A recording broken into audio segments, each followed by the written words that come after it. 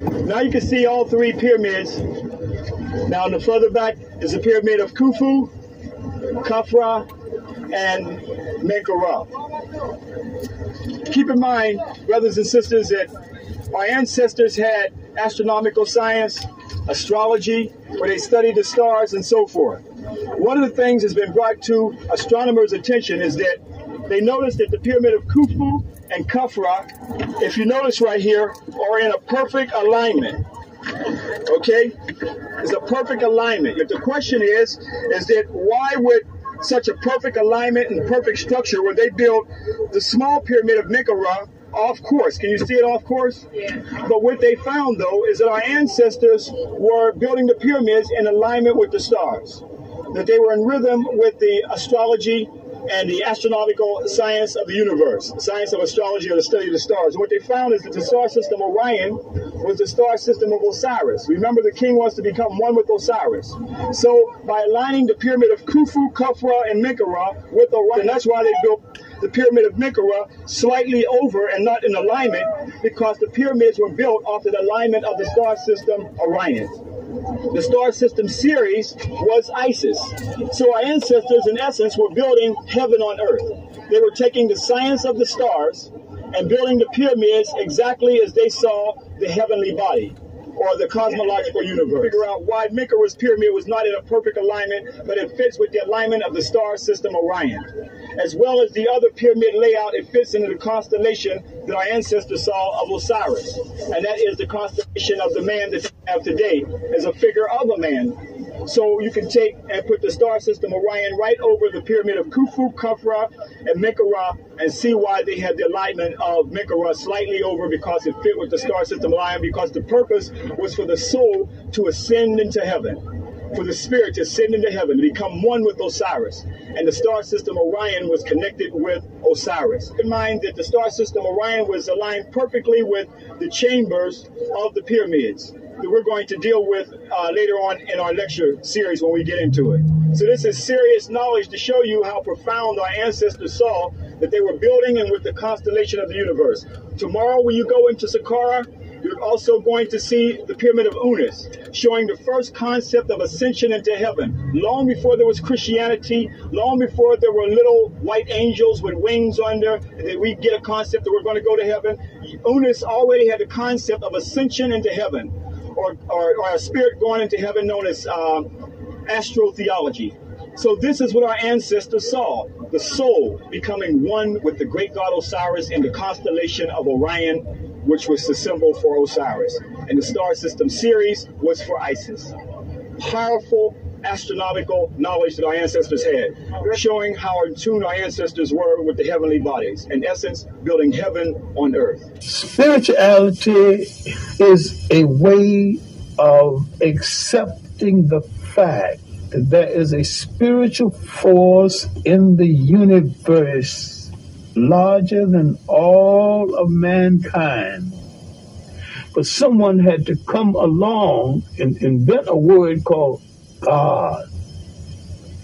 And someone had to say of another God, mine is better than yours. And someone had to create faith.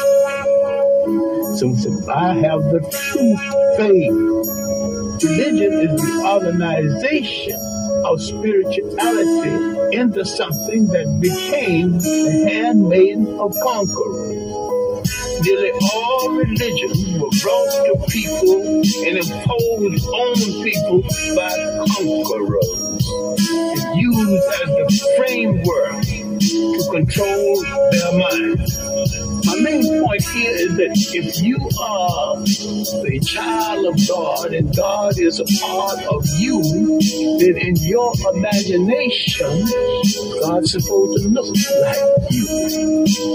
And when you accept a picture of the deity assigned to you by another people, you become the spiritual prisoners of that other people. The representation of God should always be white. It should always be black, because it can produce all things. The representation of God should always be white. It should always be black, because it can produce all things. The The representation of God should always be the great. It should always be the black, because it can produce all things. The representation of God should always be the great. It should always be the black, because it can produce all things.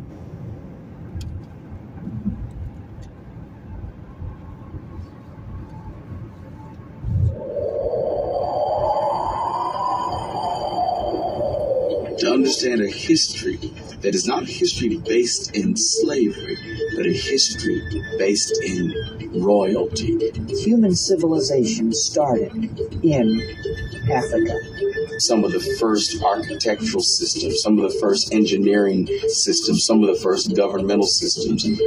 After visiting Egypt, white scholar Count Constantine Devolny wrote, "Just think, the race of black men today, our slave and object of our scorn, is the very race to which we owe our arts, sciences, and even the use of speech." In order to justify the economic drive of the slave trade, there had to be the denigration of black people. And so people began to see these sculptures of people with clear Afroid features. It was just incontrovertible. The facts, the reality that black people had designed this civilization. Ignore it. Just refuse to publish any facts of African history that don't go along with our racial theories. When black contribution to civilization is too obvious, let's find a way to attribute it to outside white influence.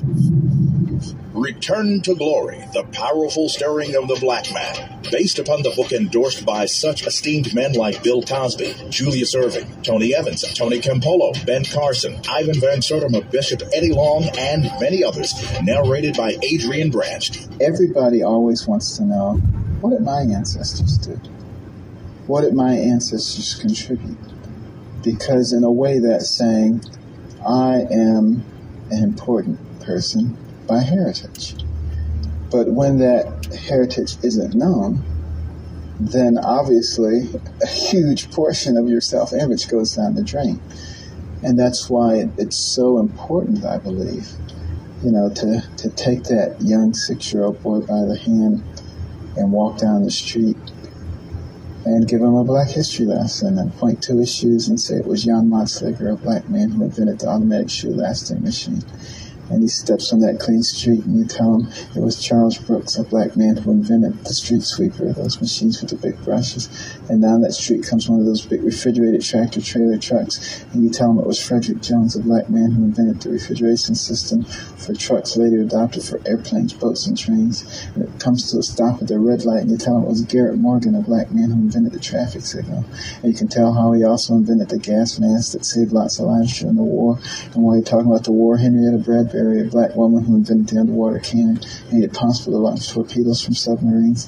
And while you're talking about black women, you can talk about Madam C.J. Walker, a black woman who invented cosmetic products for women of dark complexion, was the first woman of any nationality in the United States to become a millionaire on her own efforts.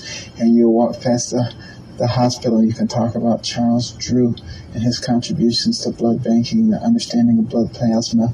Daniel Hale Williams, the first successful open heart surgery in the world at an operative mortality rate of only 1.5%. You can talk about Lewis Latimer, who was the right-hand man of Thomas Edison.